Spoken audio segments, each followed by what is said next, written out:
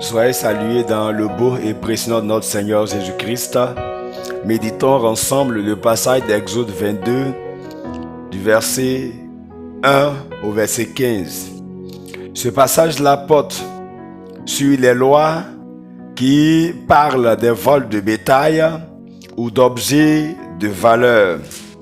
Et nous pouvons ici voir ici que ces lois-là tiennent à la protection des biens. Et cette protection des biens est importante pour chacun de nous. Voyons la première partie de notre passage du jour, du verset 1 au verset 4. Il est dit, si un homme dérobe un bœuf ou un agneau et qu'il l'égorge ou le vend, il restituera 5 bœufs pour le bœuf et 4 agneaux pour l'agneau. Si le voleur est surpris dérobant avec effraction et qu'il soit frappé et meurt, on ne sera point coupable de meurtre envers lui. Mais si le soleil est levé, on sera coupable de meurtre envers lui et il fera restitution. S'il n'a rien, il sera vendu pour son vol. Si ce qu'il a dérobé, bœuf, âne ou agneau, se trouve encore vivant entre ses mains, il fera une restitution au double. Notons que les vols de bœuf, de moutons et de chèvres sont passibles de sanctions, compensation en nature en général et proportionnellement à la quantité d'animaux volés. En outre, le flagrant délit de vol, c'est-à-dire si le propriétaire surprend le voleur au moment du vol, surtout si le vol est commis la nuit, il peut le tuer sans être qualifié de meurtrier. C'est le principe de la légitime défense dans nos systèmes juridiques actuels. Cependant, ce n'est pas le cas si le vol est commis en plein jour. Comment faire face à un cas de vol de nos jours? Il faut privilégier le bien-être des êtres vivants. Il faut privilégier la vie et faire de telle sorte qu'il n'y ait pas de dégâts au niveau des humains. La deuxième partie de notre texte de méditation part du verset 5 au verset 9. Et cette partie porte sur les lois qui parlent des atteintes à la propriété. Lisons notre texte. Si un homme fait du dégât dans un champ ou dans une vigne et qu'il laisse son bétail paître dans le champ d'autrui, il donnera en dédommagement le meilleur produit de son champ et de sa vigne. Si un feu éclate et rencontre des épines, et que du blé en gerbe ou sur pied, ou bien le champ soit consumé, celui qui a causé l'incendie sera tenu à un dédommagement.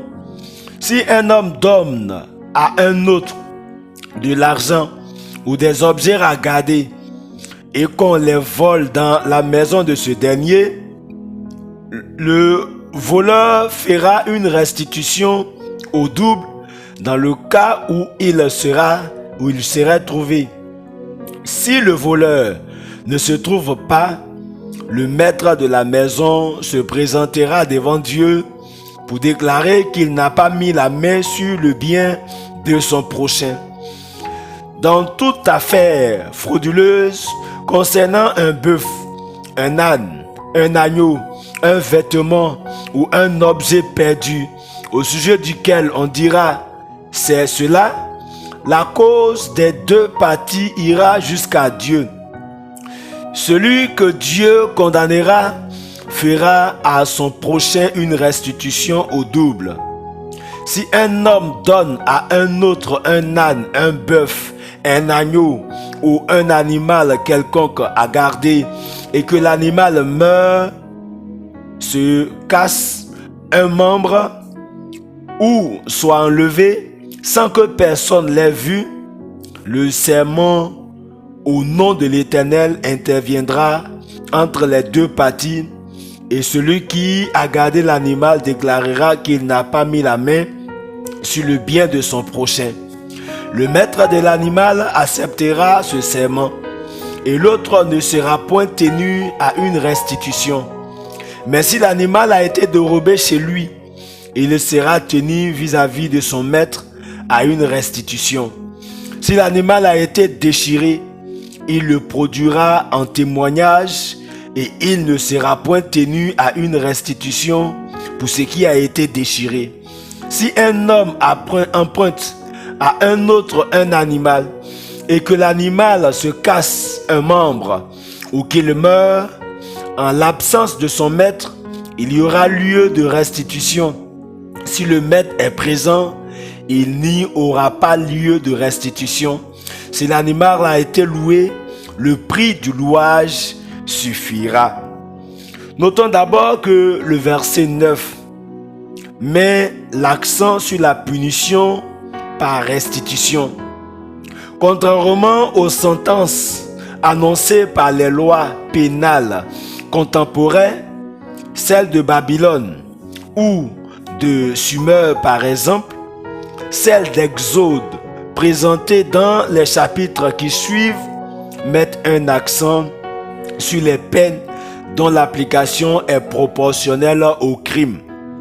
Elle privilégie la restitution à la vengeance. Les tribunaux modernes ont recours à cette pratique pour amener le fautif à servir la société ou à dédommager la victime. C'est important de comprendre la parole de Dieu. Les devoirs envers chacun doivent être respectés. Les incendies volontaires, les destructions de culture sont passibles de compensation et d'indemnisation. Souvent en nature et proportionnellement aux dégâts occasionnés. Les dépôts d'argent ou de biens de valeur auprès d'un ami ou de connaissances fiables pouvaient se faire. Le remboursement des biens confiés au double de leur valeur se fera devant Dieu, c'est-à-dire sur un serment prononcé devant un homme de Dieu dans un sanctuaire. Ce principe est celui de l'abus de confiance qui est très courant à l'heure actuelle. Comment honorer Dieu dans un tel contexte? Il est important de savoir comment honorer Dieu. On peut être victime d'abus de confiance. On peut être victime de vol. Mais dans toutes ces choses, il faut chercher à honorer Dieu.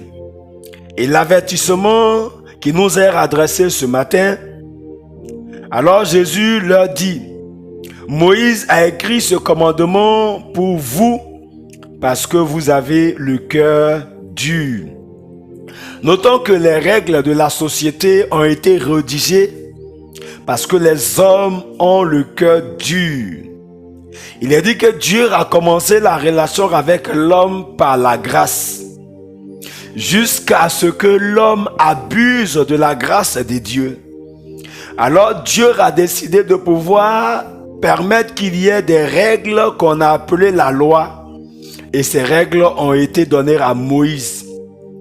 Ces règles données à Moïse devaient nous canaliser de telle sorte qu'on soit capable de reconnaître la grâce de Dieu et nous confier à cette grâce. Mais l'homme est resté dans son état et il est resté incrédule.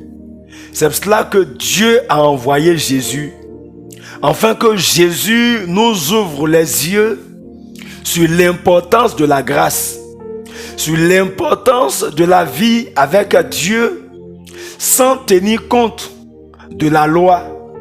Parce que la loi nous montre combien de fois nous sommes limités, combien de fois nous sommes faibles, incapables d'honorer Dieu par nous-mêmes. Alors nous nous confions à Dieu par la grâce. Ici encore, Dieu nous interpelle ce matin. Évitons d'avoir le cœur dur. Soyons sensibles à la voix de Dieu et tissons de bonnes relations les uns envers les autres. Éloignons de nous de toutes sortes de vols. Faisons de telle sorte d'être loin de toutes sortes d'abus de confiance. Les abus de confiance même se font dans des familles. Des abus de confiance où le père peut abuser de son autorité à l'endroit de son enfant, où l'enfant peut abuser de ses faveurs à l'endroit du père, et où les chefs de service ou les travailleurs peuvent abuser de la confiance qu'on a en eux. Faisons l'effort d'avoir le cœur sensible, d'avoir le cœur entre les mains de Dieu. En Jean 3, le verset 27, la parole de Dieu nous dit: Jean répondit: un homme ne peut recevoir que ce qui lui a été donné du ciel. Ici, Jean-Baptiste l'a dit parce que son objectif c'était de présenter Jésus. Et les gens avaient commencé à pouvoir mettre dans sa tête que lui, il devait être supérieur à Jésus. Et Jean-Baptiste, sachant que quand Dieu envoie un homme sur la terre, lui confie une responsabilité, dit aux autres qu'un homme ne peut recevoir que ce que Dieu lui a réservé. Tu ne peux recevoir que ce que Dieu t'a réservé. C'est pour cela qu'il faut davantage t'abandonner à Dieu et avoir le cœur sensible. T'éloigner du vol, t'éloigner des abus de confiance et vivre conformément à la parole de Dieu dans le contentement afin que tu sois heureux sur cette terre. C'est cette pensée que nous avions médité ce matin. Les lois sur les vols de bétail ou d'objets de valeur qui nous ouvrent les yeux sur l'importance de comprendre que l'homme reçoit ce que Dieu lui a réservé pour son épanouissement sur la terre. Que Dieu nous bénisse. C'était le couple Kei. Amen.